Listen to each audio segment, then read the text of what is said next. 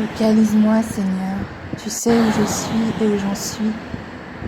Viens me chercher, tu n'arrêtes pas de frapper à la porte de mon cœur.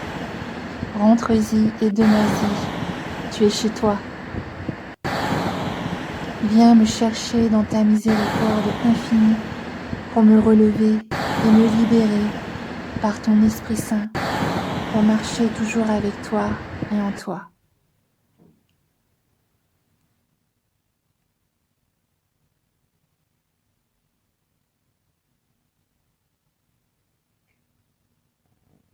Le Seigneur dit, fais-moi confiance, je t'aime. Viens te réconforter en te confiant à moi.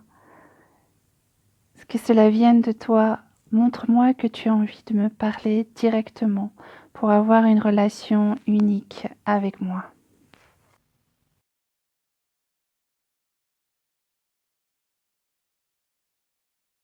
Je vais vous lire un passage de la Bible que vous pouvez méditer.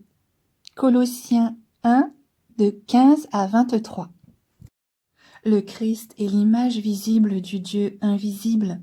Il est le Fils premier-né supérieur à tout ce qui a été créé, car c'est par lui que Dieu a tout créé, dans les cieux et sur la terre, ce qui est visible et ce qui est invisible, les puissances spirituelles, les dominations, les autorités et les pouvoirs.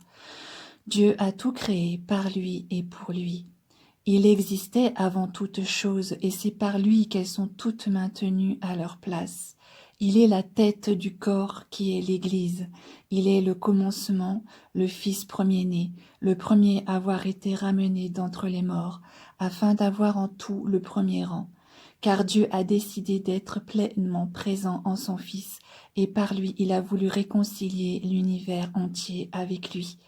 C'est par le Christ qui a versé son sang sur la croix qu'il a établi la paix pour tous sur la terre comme dans les cieux. Vous aussi, vous étiez autrefois loin de Dieu. Vous étiez ses ennemis à cause de tout le mal que vous pensiez et que vous commettiez. Mais maintenant, par la mort que son Fils a subie dans son corps humain, Dieu vous a réconciliés avec lui, afin de vous faire paraître devant lui saint, sans défaut et irréprochable. Cependant, il faut que vous demeuriez dans la foi, fermement établis sur de solides fondations, sans vous laisser écarter de l'espérance qui vient de la bonne nouvelle que vous avez entendue. Cette bonne nouvelle a été annoncée à tout ce qui a été créé et qui se trouve sous le ciel, et c'est de cette bonne nouvelle que moi, Paul, je suis devenu le serviteur. Colossiens 1, 15 à 23.